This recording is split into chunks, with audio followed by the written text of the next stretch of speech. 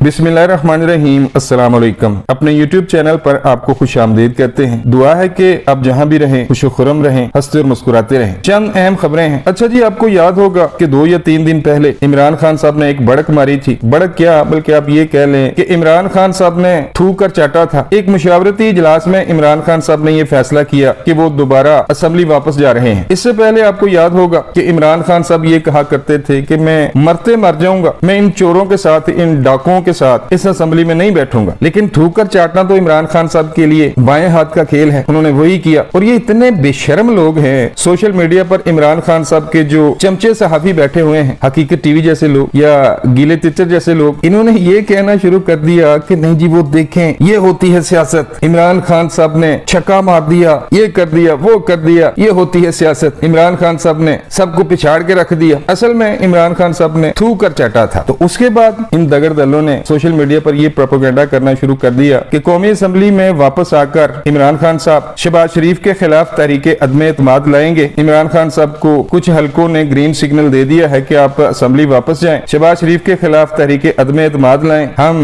मुस्लिम league नून के कुछ लोगों को तोड़ लेंगे, तो शहबाज शरीफ साहब एतमाद का वोट नहीं ले पाएंगे, उसके बाद आप वजीर आजम बन जाएंगे, फिर आप असेंबलियां तोड़ें, कुछ भी करें, हम आपके साथ हैं। तो अभी ये लोग मुशावरती इजलास करके बाहर निकले थे और बाहर निकलकर फवाद चौधरी जैसे भगोड़े हुकूमत को धमकियां दे रहे थे। तो हुकूमत ने इनको बड़ा सरप्राइज दिया और इनके 35 लोगों के इस्तीफे मंजूर कर लिए। उसके बाद इनकी शक्लें देखने वाली थी। इन्होंने ये कहा कि नहीं जी, स्पीकर कौमी असेंबली मुनाफकत पर मबनी फैसले कर रहे हैं। वो भाई, पहले ये लोग कह रहे थे कि हमने इस्तीफे भेजे हुए हैं, हमारे इस्तीफे मंजूर किए जाए। उस बंदे ने इनके 35 इस्तीफे मंजूर कर लिए। आज फिर इनका एक मुशावरती इजलास था, उसमें इमरान खान साहब असेंबली वापस जाने की तैयारी कर रहे थे और कुछ ये डिमांड्स भी कर रहे थे कि हमें कायमा कमेटियों का चेयरमैन बनाया जाए हमारे लोगों को, और अपोजिशन लीडर भी हमारा हो। असल में कौमी असेंबली जाने का इनका जो बुनियादी मकसद था वो ये था, पंजाब में तो इन्होंने सियासी अदम इस्तेहकाम पैदा कर दिया है। पंजाब में सियासी बहरान है, माशी बहरान तो पहले था, KPK में भी यही सूरत हाल है। ऐसा कोई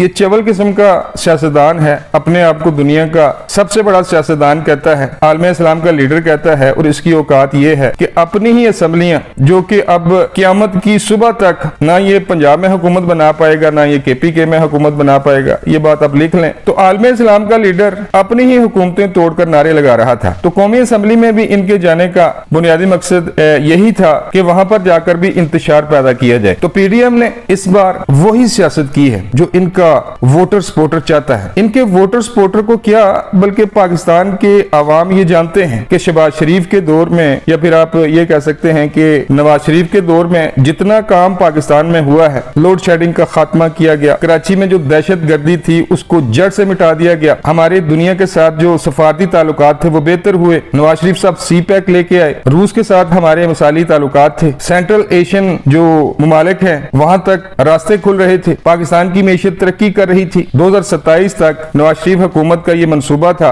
कि पाकिस्तान दुनिया की 18वीं बड़ी मैशत होगी। ना इतनी महंगाई थी, ना इतनी अफरा तफरी थी, मुल्क तरक्की कर रहा था। ये सब कुछ तो आवाम जानती है। आवाम मौजूदा हुकूमत से ये तवक्का लगाए बैठी थी कि जब तक इमरान खान को इनकी जुबान में जवाब नहीं दिया जाएगा ये लोग नहीं सुधरेंगे। तो वफाकी हुकूमत ने आज फिर इनके 35 इस्तीफे मंजूर किए हैं और उनको इलेक्शन कमीशन के पास भेज दिया है। अब जल्द ही इनको डिनोटिफाई कर दिया जाएगा। कहने का मकसद ये है कि 35 इस्तीफे इनके मंजूर किए गए थे आज से चंद दिन पहले, 35 आज हुए हैं, 70 हो गए, और 11 इस्तीफे इनके पहले भी मंजूर हो चुके हैं। तो ये टोटल मिलाकर शेख रशीद का इस्तीफा डालकर टोटल आई थिंक 81 बनते हैं। उन 10-11 हलकों पे तो पहले ही इंतखाबात हो चुके हैं जिनमें इमरान खान साहब कोई 6-7 नशिस्तें जीत गए थे, और हालिया दिनों जो 70 इस्तीफे इनके मंजूर किए गए हैं, पहले इमरान खान साहब ये दावा कर रहे थे कि मैं 33 हलकों से इलेक्शन करूंगा, मैं इलेक्शन लड़ूंगा, और 35 और मिला लें तो ये तादाद बन जाती है कोई 66 या 68 तक, जिन हलकों से इमरान खान साहब इलेक्शन लड़ेंगे। और ये ऐसा इलेक्शन होगा कि जहां तक मेरा नुक्ता नजर है भाई, 2-3 माह के लिए करोड़ों रुपया लगाकर कोई भी इलेक्शन नहीं लड़ना चाहेगा। तो इमरान खान साहब, वो एक शेर है पंजाबी का